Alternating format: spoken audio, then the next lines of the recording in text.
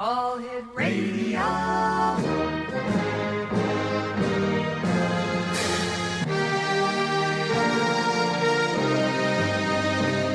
Welcome to the X Zone, a place where fact is fiction and fiction is reality. Now, here's your host, Rob McConnell.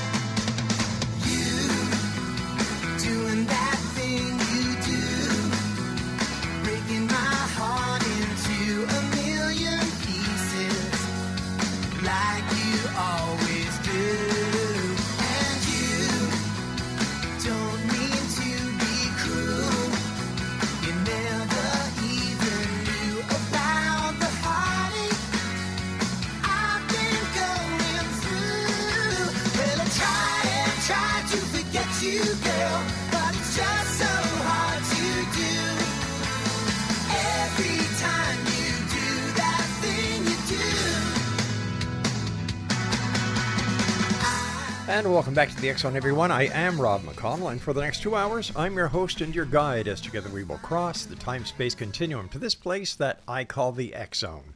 It's a place where people dare to believe and dare to be heard. It's a place where fact is fiction and fiction is reality. And the X Zone comes to you Monday through Friday from 10 p.m. Eastern until midnight, right here on the X Zone Broadcast Network from our studios and corporate offices in St. Catharines, Ontario, Canada, and on your hometown radio, Classic 1220, streaming around the world at classic1220.ca. My first guest tonight, X Zone Nation, is Mark Anthony. He's known as Mark Anthony, JD Psychic Explorer, and he also sometimes, for us old fogies who knew him way back when, is the psychic lawyer, as he's a fourth-generation psychic medium who communicates with spirits. He is an Oxford-educated attorney licensed to practice law in the state of Florida, Washington, D.C., and before the United States Supreme Court. And that's just a little bit of a teaser for all you new listeners who are saying, wow, is that guy for real? And yet, you know what? He really is. And I've had the pleasure of having him on the show and calling him my friend for a number of years now. So, Mark Anthony, welcome back to the X Zone. How's it been, my friend?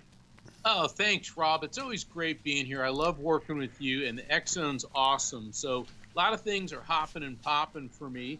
Hey, and first off, I want to congratulate you on the success and recognition of X Zone and Realm R Network. Well, thank you, Mark. As you know, it's been an uphill battle for most of the time, but thanks to you and the great listeners of the X Zone Nation, we keep on growing and going stronger. So thank you for your kind words. Oh, my pleasure. It's an honor to be here. Mark, you and I have talked many times, and the last time you were here with us, you were telling us about the touring of the cities that you were going to be doing, and I believe you went to Los Angeles. Where were you? In Cucamonga? No. It was really great. I was in Sedona for the Sedona Ascension Retreat, which was a really fantastic group of people. There was over 1,000 attendees. And then I was in San Rafael, California, which is just north across the bay of San Francisco, and at the new Living Expo, which was amazing. Then I spoke at the Edgar Cayce Field Conference on Reincarnation in Tampa, Florida, and then I was at the Reincarnation Summit for Edgar Cayce Association for Research and Enlightenment in Virginia Beach. And I'm gearing up to head back to Arizona in August for the Helping Parents Heal biannual conference, and that's such an honor to be able to speak there. And it's also it's uplifting and enlightening, but it's also very heart-wrenching because there'll be over 1,000 parents there who are known as shining light parents, because they've lost a child. And the reason that we have termed them shining light parents is because the light of their child's soul shines ever brighter in eternity. And then in October, I will be at the Ancient Mysteries Conference at the Edgar Cayce Association in Virginia Beach. So this has been a very busy year.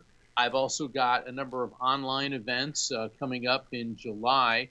I've got online light circles. In a light circle, those are limited to 6 people each, so everybody is guaranteed a reading. So I connect the attendees with their loved ones in spirit. And And Rob, if people want to find out about all these events and sign up for my newsletter, I invite everyone to visit my website, which is afterlifefrequency.com, just like my latest book, The Afterlife Frequency.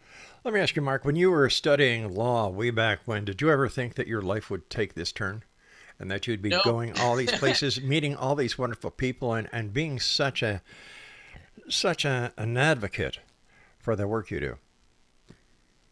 I never thought I would go public with my psychic and mediumistic abilities. I mean, this has run in my family for generations, but I figured I was going to spend the balance of my lifetime practicing law, trying cases, and focusing on that. But the one thing I've learned, Rob, for all of us, is that life takes us on twists and turns. Mm-hmm. Think of your life as a journey in a boat, and you're heading down a river.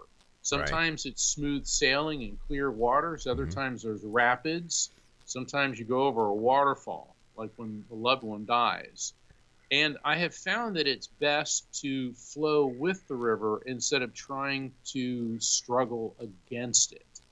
So the way my life has been, I've had all these amazing opportunities and experiences, but I don't take any of them for granted.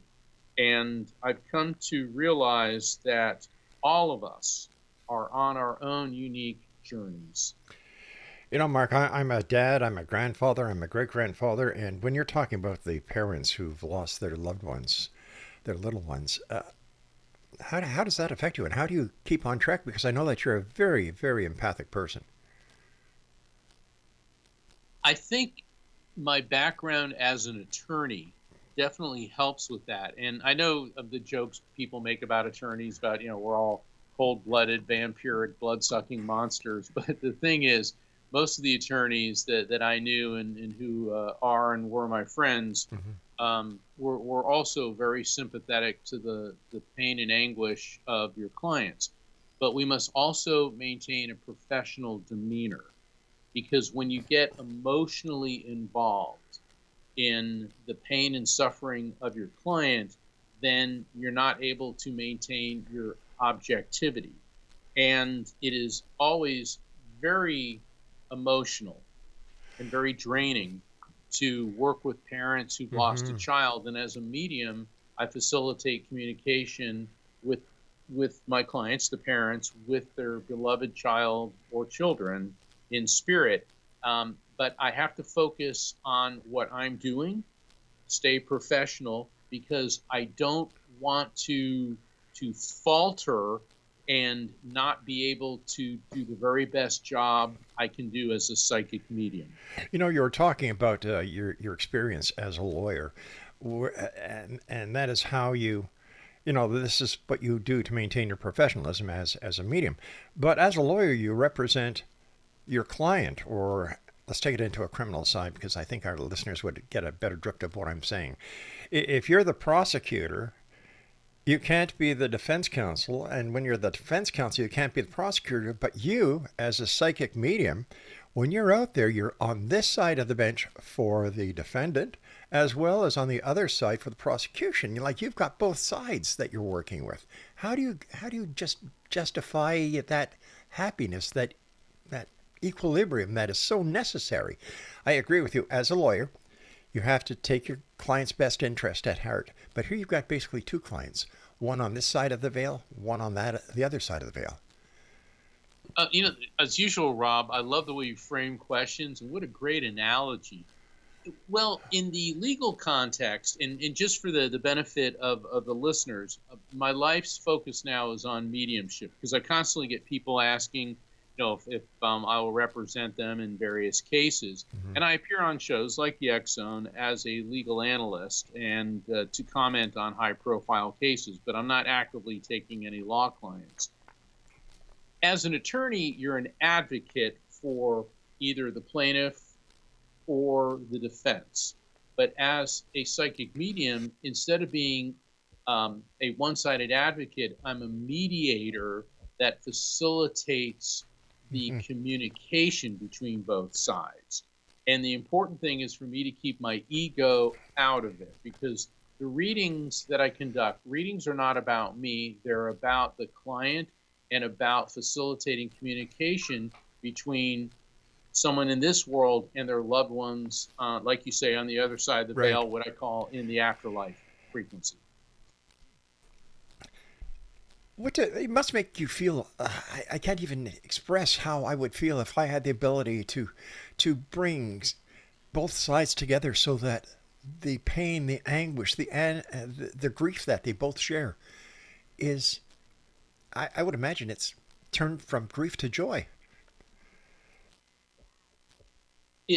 I thank God today to have been given this ability. And Rob, I look at myself as the custodian of this ability. I've met some mediums and they let it go to their head, which I can see how it would be very easy to do. And some of them, they think we're like the X-Men and we have these superpowers. But the thing is, everybody has skill sets. Right. Some people are, some people are, Whoops. like you're a brilliant broadcaster and you're able to put together this entire X-Zone Nation network. Other people are really good musicians, artists, et cetera, et cetera. And my skill set may be what some people consider a bit unusual, but the skill set of being a good parent is every single bit as important as what I do. And so we have to look at it like that we all have different abilities. And let's face it, Rob, wouldn't it be boring if everybody was the same? Oh, it would be, yes. We all look the same, act the same, react to stimuli the same. We'd be like a school of fish, just sort of jerking around like, oh, there's a predator, everybody over here. Oh, there's too much light. Oh, there's something to eat there. And we're not like that. Yeah, well, yes. Can you just imagine a whole world full of Joe Bidens or Donald Trumps? No. And we're all yeah, unfortunately, there are some people whose uniqueness, they allow it to go to their head. How long have you been doing this, Mark? I've got about 30 seconds before I have to go to break. In the professional context, I would say better part of 20 years, but my mediumistic abilities surfaced when I was a toddler. So this is as much a part of me as the color of my eyes. Mark, please stand by. Exonation. Mark Anthony is our special guest. If you'd like to find out more about Mark, if you'd like to participate in any of his online events, if you'd like to get copies of his books, visit his website, afterlifefrequency.com. I'm Rob McConnell. This is the X-Zone. Mark Anthony and I will be back on the other side as we continue here in our studios on the X-Zone Broadcast Network in St. Catharines, Ontario, Canada, on your hometown radio, Classic 1220, and streaming, classic1220.ca.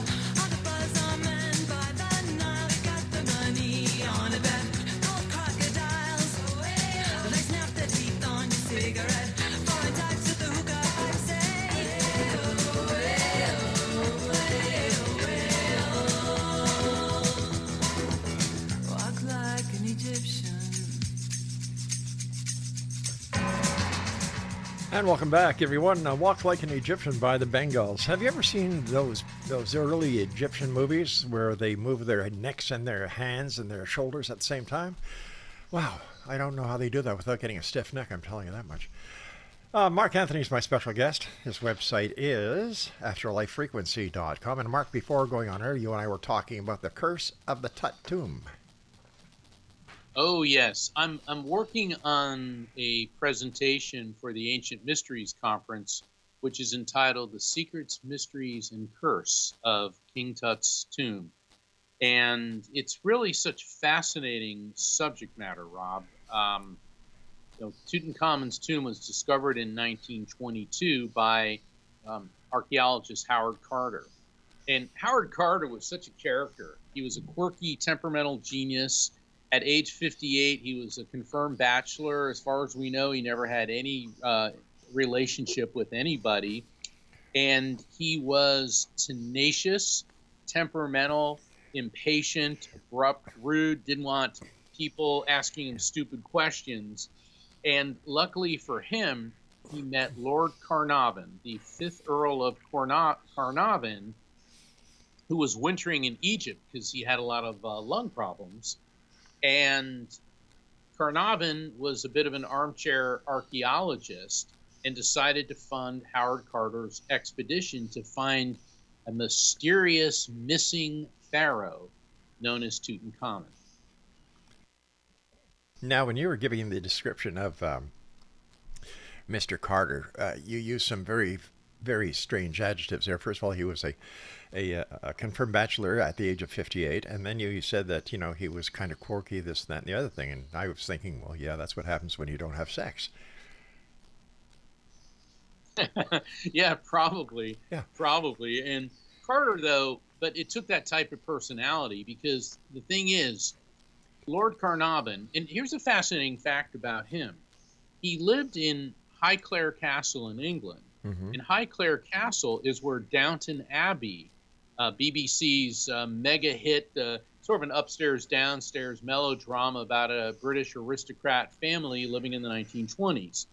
Well, the thing is, Highclere Castle, all the scenes of Downton Abbey are filmed there, except the basement scenes. And the thing is, the basement is where the staff would work. I see. Now, the reason that none of the scenes were filmed in the basement, according to rumor, that is where the Carnarvon family's private Egyptian collection is housed.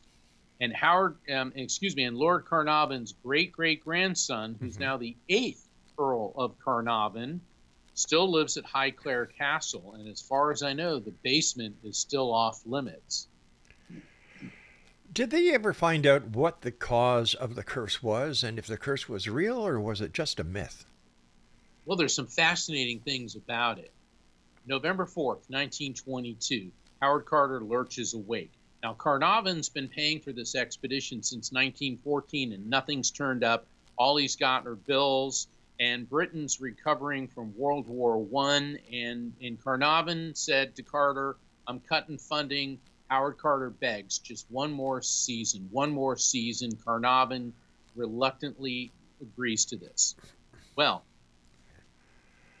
November 4th, 1922, Carter wakes up, and he had a house, which is not far from the Valley of the Kings, because that's where they were searching. And the Egyptian staff at his house was used to him being rude and abrupt with him.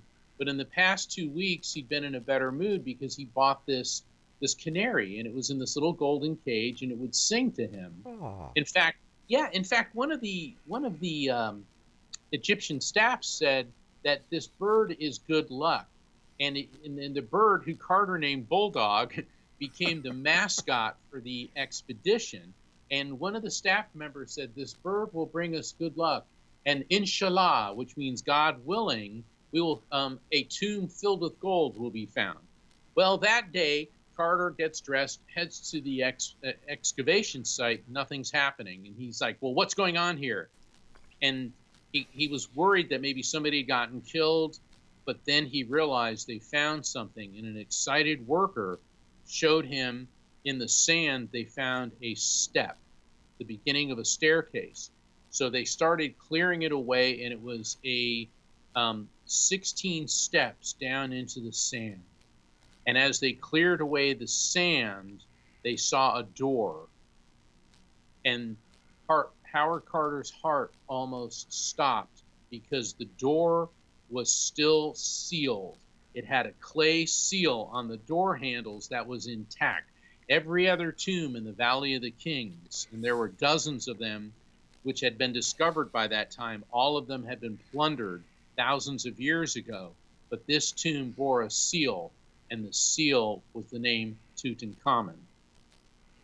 Well, at almost that precise moment, back at Howard Carter's house, the Egyptian staff heard some horrible sound, and they ran into the sitting room, and to their horror, a cobra had gotten into the bird cage and was devouring the canary. The Egyptian staff, they may have been Muslim, but they are also Egyptians, and they realized that the goddess Wajet, the cobra goddess, was the protector of the pharaohs, and they knew this was an evil omen.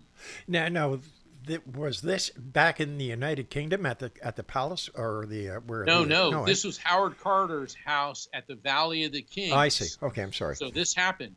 So now the Egyptian staff is freaked out, and of course, the fact that the symbol of the Egyptian pharaohs, a cobra, has devoured the mascot of the expedition.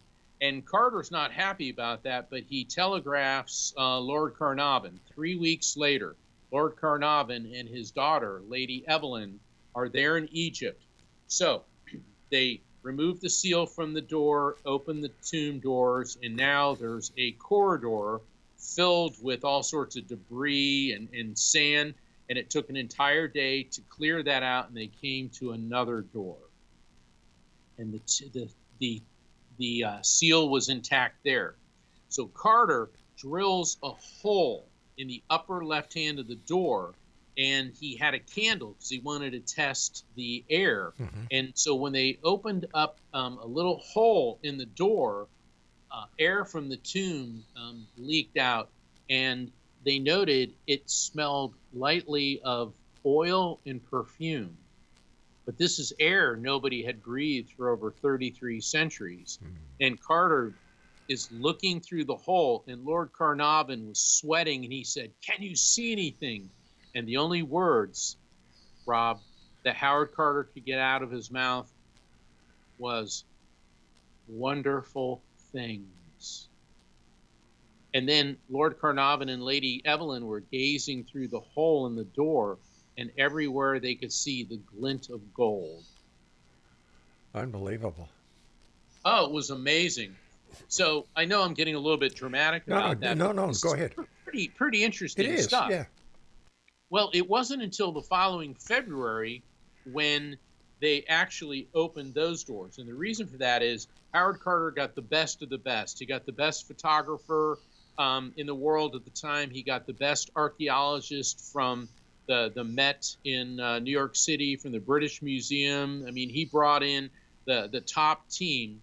And so they opened up the tomb, and it took 10 years to get everything out of the tomb because they were very meticulous. They numbered everything, photographed it from several different angles. And but here's what started happening.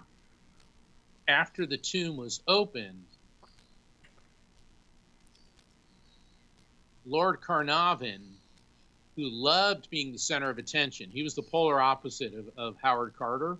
He sold the rights to the story to the Times of London, the exclusive rights. Well, this was the biggest news story in the world, and every media reporter was there, and they were shut out. Well, the rumors of the cobra eating the canary had circulated among the media, so one unscrupulous reporter said they found a wooden plaque in the tomb that said, "Death will slay with his wings whoever disturbs the rest of the pharaoh." So now there's rumors of a curse. Shocker comes in April of 1923 when Lord Carnarvon, he's at a hotel in Cairo, and he'd gotten a mosquito bite on his face and it got infected, and all of a sudden he dies from blood poisoning. And at the very moment that that Lord Carnarvon died, all the lights in Cairo went out for a few seconds. So now the media is really empowered, but then other people started dying from lung infections, from suicide. A number of British aristocrats that entered the tomb ended up dead not long after. At least one of them was murdered in England by an occultist, a Satan worshiper who believed that the tomb had been violated. And by 1929, Time magazine reported that over 22 people who either worked on the tomb or had visited had all died under mysterious circumstances. So people were dying, but rumors of Tut's curse were flying, and the media was having a field day with this. So that's where the curse of the tomb has come from. Mark, we've got to go to a break in about 30 seconds, but wasn't there also some talk about something to do with the tomb of King Tut aboard the fateful night the Titanic sank? No, because the Titanic sank in 1912 and Tutankhamun's tomb was not located until 1922. Fake news at its best. Fake news at its best. Yep. Stand by, my friend. You and I have to take our break at the bottom of the hour in X Zone Nation. My guest this hour is Mark Anthony. And if you'd like to check Mark's website out, if you'd like to get involved in any of his online events, if you'd like to see where he's going to be speaking, your town, city, or event near you, or if you'd like to get copies of his books, they're all available at www.afterlifefrequency.com. This is the X Zone. I am Rob McConnell. And we're coming to you from the X Zone Broadcast Center in St. Catharines, Ontario, Canada, right here on your hometown radio, Classic 1220, streaming at classic1220.ca. Don't go away.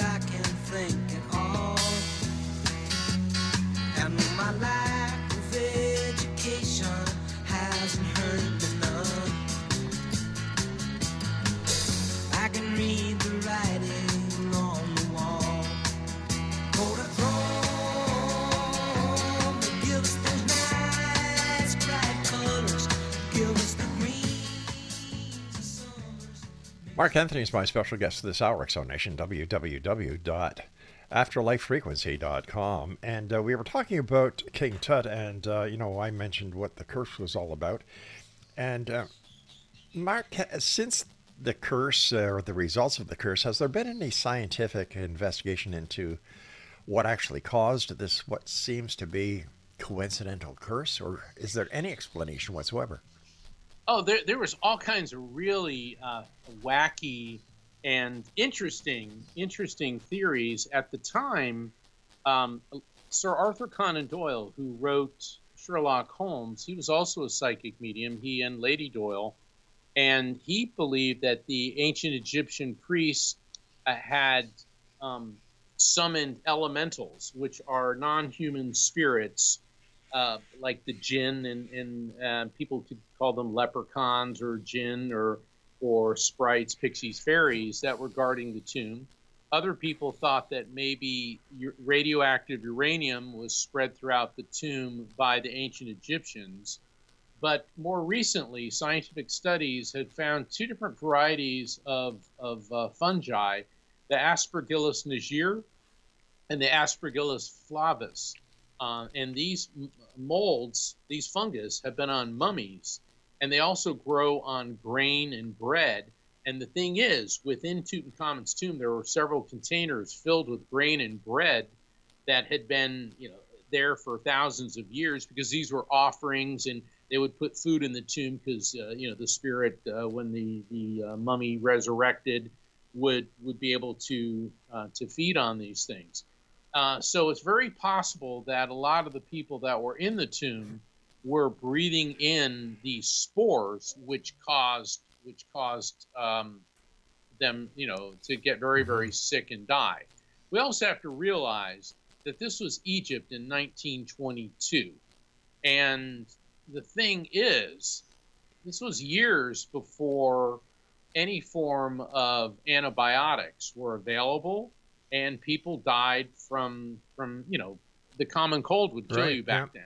So the fact that they were working in conditions that weren't the healthiest conditions in the world, and in a country at a remote location and at a time when medicines that we take for granted were not available, the fact that many people died should not be that big of a surprise. What have we learned about the opening of Tutankhamun's crypt? Did we learn anything about the lifestyle that they had? What did we learn about him and the way he ruled? Do we have any other aspects that we didn't know about except on the giant screen about Tutankhamun? We learned quite a bit, actually, because no pharaoh's tomb that was intact had ever been found before. And we were given a glimpse into the wealth, opulence, and power. The thing about Tutankhamun is his father. See, Tutankhamun lived during the 18th dynasty of Egypt. And a lot of people, they have a misconception about time frames, and they think, oh, Tutankhamun had something to do with the pyramids. The pyramids were 2500 BC. Well, that's when they were constructed, meaning almost 46 centuries ago. Tutankhamun lived 33 centuries ago. Cleopatra died in 30 BC, 30 years before we switch over to, from BC to AD. And if you look at the immensity of Egyptian history, Cleopatra is closer in time to the debut of the iPhone in 2007 than she was to the construction of the Great Pyramid in 2500 BC. So when you start looking at that, it's like, really? Yeah. Cleopatra is closer in time to the iPhone than she was to the Great Pyramid. And in between the two of them comes Tutankhamun. And at that time, Egypt was a polytheistic society. They believed in many different gods. What was really strange was Tutankhamun's father is known as Akhenaten, the most unusual pharaoh in history. He believed in one god. He believed in the Aten, the sun, the spiritual aspects of the sun. And it appears that he was a religious fanatic, an extremist, and he banned the religion of ancient Egypt and imposed his own religion, belief in one God, on everyone. Now, we could spend hours talking about Akhenaten, but the thing is, the priesthood hated him. And the priests were the ones who collected taxes. They ran the country. They were the bureaucrats. Akhenaten also ticked off the military because he refused to go to war. He was always trying to be peaceful. So the question is, was he some whacked out religious fanatic or some type of peace-loving hippie, 3,300 years ago? We'll never know for sure. But when he died, when Akhenaten died, his memory was all images of him were chiseled away. Any mention of him was eradicated, because at age 9 years old, Tutankhamun becomes pharaoh. And the first thing he did was order the restoration of the old religion. Now, obviously, a 9-year-old didn't do that. He was being manipulated by powerful forces from behind the throne. On inspection of his mummy and getting into the sarcophagus, there was this giant granite sarcophagus. And when they lifted the top off, they found a coffin. And so Carter and his team were lifting the coffin out and couldn't believe how heavy it was. Well, it was the first of 3 coffins. The first one was wooden, which was gilded with gold, like gold leaf. The second one, also wooden and gold leaf. The third, they were shocked. It was solid gold. It was something like 250 pounds of solid gold. Now, that was overwhelming enough. But when they took the coffin lid off of that, there was the famous death mask, and that's probably the most recognizable symbol of ancient Egypt. Yes. Is the gold death mask of Tutankhamun. And then on the mummy, there was over, I think, 125 pieces of jewelry. Here's some interesting fact. This is a very X-zone fact, is there was a dagger on the king's body in recent analysis, and it was iron. And this was the height of the Bronze Age. The Egyptians did not have iron readily available.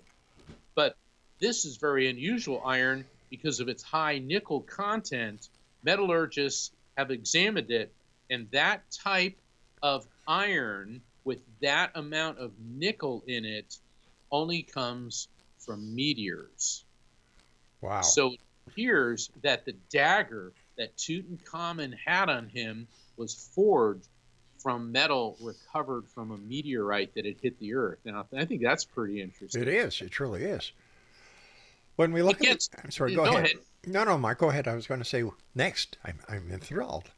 Yeah, there was over 5,300 objects that were removed from the tomb, and we could spend years talking about them, and people have for over a century. It was jam-packed with chariots, board games, thrones.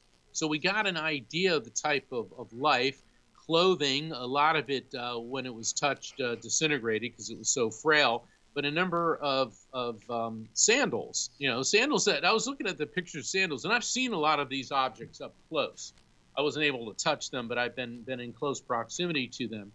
But then the mummy itself, Tutankhamun was the byproduct of generations of incest. In ancient Egypt, Pharaoh was considered a living god, and only gods could marry gods.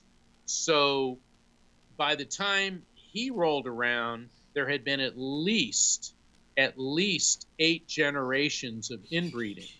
And recent analysis, DNA analysis of his mummy, revealed several disorders. He had clubfoot and scoliosis. He had Kohler's disease, which is a bone necrosis, which causes poor blood supply in the bones of children. He had Klinefelter syndrome, which is a genetic condition in males who have an extra X chromosome. He had Marfan syndrome, a genetic disorder affecting fibers that support the heart, blood vessels, and skeleton. He had Froelich syndrome, which is an endocrine disorder affecting males and caused by lesions in the hypothalamus. And there were traces of sickle cell anemia, temporal lobe epilepsy, and it looked like he'd also suffered from pneumonia and malaria. Oh, Lord. This was one sick kid. He died at age 19, and he had clubfoot, scoliosis, and within his tomb were over 100 walking sticks, all of which had been used. So basically, you had a severely physically disabled pharaoh. More mysteries arise. We have enough time in this segment, or should we break here? I've got about a minute. I've got about 1 minute.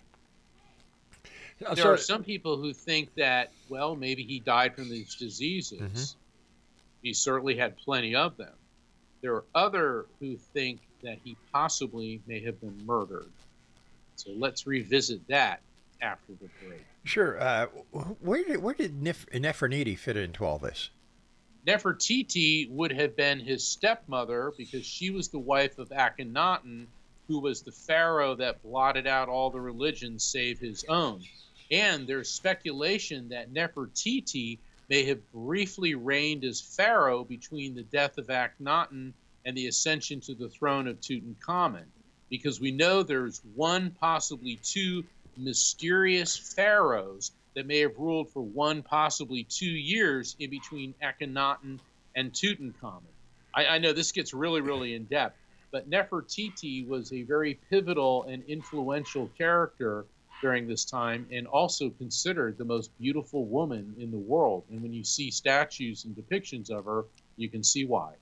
I understand that many people who are interested in ancient aliens look at Nefertiti as having an elongated skull, and there's a petroglyph of her or a hieroglyph of her with 2 children on her knees, both having elongated skulls. Have you had any discussion about that in your past? I have, and recently, years ago, but through DNA testing, it is believed that Nefertiti's mummy may have been found. Also, it is believed that Akhenaten's mummy has been found. And in the artwork of the period of Akhenaten's reign, he and his wife were depicted with these elongated heads and their children as well. And also, pharaohs were always depicted as He-Man, bulging with muscles, the ultimate warrior. He was depicted with wide hips, feminine-type breasts. Mark, we're just going to have to go to our break. We'll be right back. This is so interesting. Thanks for joining us, Mark. Exo Nation, our guest this hour is Mark Anthony, Medium Mark Anthony, and AfterlifeFrequency.com. When I first saw you, I saw love. And the first time you touched me, I felt love. And after all this time, you're still the one I love. Yeah. Looks like we made it. Look how far we've come, my baby. We might have took the long way. We knew we'd get there someday. They said, I bet they'll never make it, but just look at us holding on. And welcome back. Hey, you've been doing TV shows or creating TV shows, directing TV shows way too long when you hear a sign by Shania Twain and you actually in your mind see if the final scene before they put King Tut into the tomb. Something's very wrong with this. But I digress. My guest this hour is Mark Anthony, the JD Explorer. He's also known as the Psychic Lawyer. His website is afterlifefrequency.com. You can learn all about Mark on that website, including where he's going to be. You can learn about how you can participate in his online greets and meets. You can also find out all about his great books, and that's at www.afterlifefrequency.com. Mark, please continue. Like I said, I heard Shania Twain start singing this, and the black screen kind of faded into him on the, in his tomb, and well, I've been doing this for way too long, I think. Well, we were talking about Akhenaten, Tutankhamun's father, and whether or not he had the elongated head and the very feminine type of appearance. Yes. And based on a mummy which was located, and due to genetic testing, they know that the mummy is connected to Tutankhamun, very possibly his father. And it does not appear that there's any scientific basis to back up the elongated heads and this sort of feminine-masculine combination appearance. So after Akhenaten dies, at some point, 9-year-old Tutankhamun becomes pharaoh. The first thing he does is order the restoration of the old religion. Now, obviously, a 9-year-old who was suffering from a whole plethora of debilitating conditions would probably not have the wherewithal, the political acumen to do that. This appears to have been manipulated by powerful forces behind the throne, one of which was the head of the army. His name was General Horemheb. The other was the Grand Vizier, basically the prime minister, who incidentally was a member of the priesthood of the ancient religion, the old religion that had been banned, and his name was I. So Tutankhamun dies, leaving his widow, who was his half-sister, also a teenager. Her name is Ankhesenamun.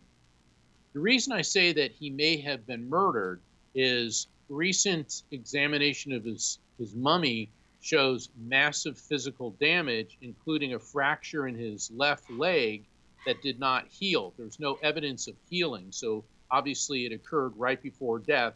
Secondly, the heart was not in the mummy, and the Egyptians thought the heart the most important organ, so they would, remove it, wrap it, mummify it separately, and then return it to the chest cavity. So the question is, why wasn't the heart there?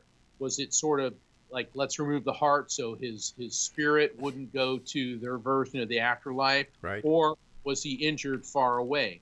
Long story short, while during excavations of Hattusis, which is in modern-day Turkey, that was where the Hittite Empire was, and that was Egypt's big rival. They found letters that appear to be written from Tutankhamun's widow, who said, "My husband has died. I have no son. I will not be forced to marry a servant. Send me one of your sons who will become king of Egypt." And the king of the Hittites writes back, "Yeah, right, I'm kind of not so sure about this." Obviously, I'm paraphrasing. Yeah. And she wrote another letter to this effect. We do know that the king of the Hittites sent one of his sons, who appears to have been murdered on the way to Egypt. And we also know that right after that incident, it touched off a 20-year war between Egypt and the Hittite Empire. Meanwhile, Ankhesenamun married the Grand Vizier Ai. Then she disappears from history. Even in Ai's tomb, which is very elaborate, no mention of Ankhesenamun anywhere. Then Ai dies a few years later, and General Horemheb becomes pharaoh. So it's very possibly that the military and the priesthood wanted to get rid of any trace of Akhenaten's family and what they considered their heresy. Plus, you had a physically disabled pharaoh that wasn't the macho man image to lead the army. And that's why a lot of evidence points to his death could have been an accident, his death could have been an illness, or his death could have been a very conveniently arranged accident, because in the wake of his passing, his entire family is not only eliminated, but blotted out from history. What did Conan Doyle say about the King Tut and everything that was found, and what possibly might have happened to Tut? Well, what Arthur Conan Doyle said was that the tomb was protected by elementals, which are nature spirits, and that the priests of the ancient Egyptian religion had put spells and conjured elementals to protect the pharaoh's tombs. But, you know, once again, and I'm a psychic medium, I've interfaced with thousands of spirits, including elementals. As far as I know, there's no evidence to support that. But, you know, when dealing with the eternal, we always have to keep an open mind. Have you, as a medium, ever tried to connect with King Tut to find out what happened? People ask me that question a lot, and my ability is not like Siri or Alexa, where I just, other side, summon King Tut. I need to have a connection with somebody who has a personal relationship with the people who died, because it is the client that draws people into the reading. But I was in close proximity to a number of Tutankhamun's artifacts from his tomb, and there was one thing that really touched me emotionally. It was the crown that he wore on a day-to-day basis. It was metal, and of course it had the cobra, the protective symbol, next to the vulture, which is another protective symbol of the pharaohs. And I was about maybe a foot away from it. You know, you couldn't touch it because it was in a glass case. But I got this sensation throughout my whole body of profound sadness, isolation, loneliness, and fear. Now, I'm not saying that I connected with the spirit of Tutankhamun. Maybe these were my own thoughts, but it felt very much like when I'm connecting with a spirit, and that spirit's transmitting to me something he or she experienced. So my thought is, this boy who became a teenager and then died may have been Pharaoh, may have been considered a living god, but he was one lonely, isolated person and constantly in physical pain. You know, the real history and the real truth is much more interesting to me than the fiction that is out there. And that's what I love about bringing you on the show, Mark. You're real. You know, you call it as it is. There's no... You're just Mark. You know, you're just Mark Anthony. And you walk the walk and you talk the talk.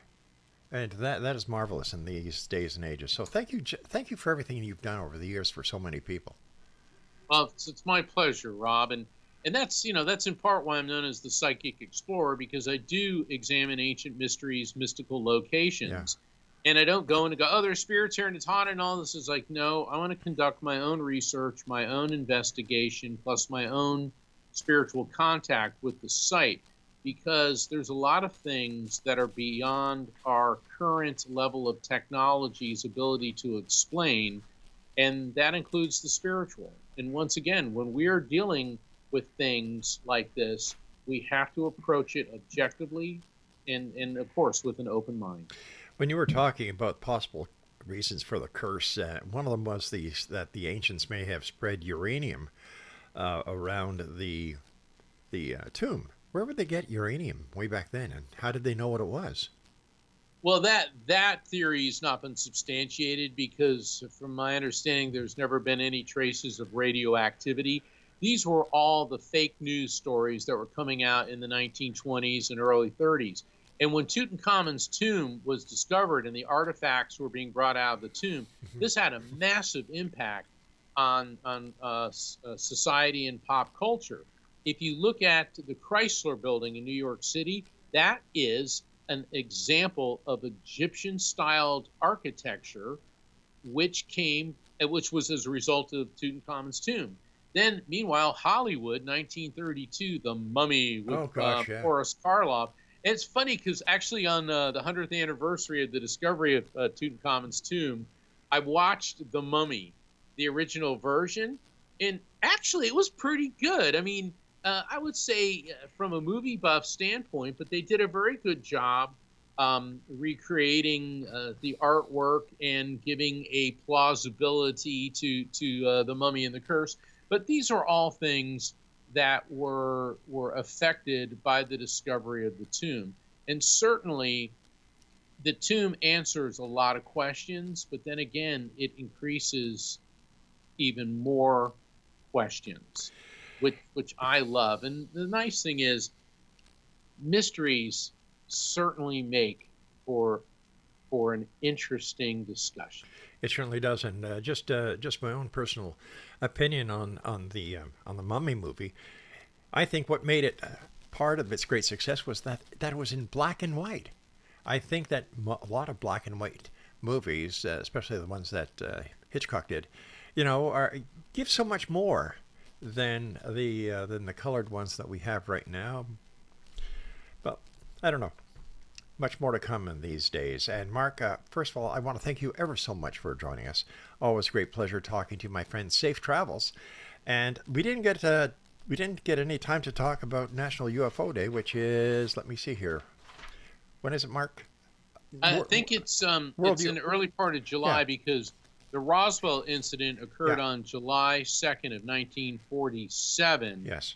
And I believe that is also World UFO Day. Right. And so even though we're talking about Tutankhamun, which to me is timeless, but then again, so is Roswell. So I guess I'm just going to have to come back to the X Zone to talk about UFOs. We would love that. We would love that, Mark. You're always welcomed here. I consider you a good friend. And take care of yourself. And thank everybody at your where you are for always helping us to do a great show. Thanks, Mark. Take care.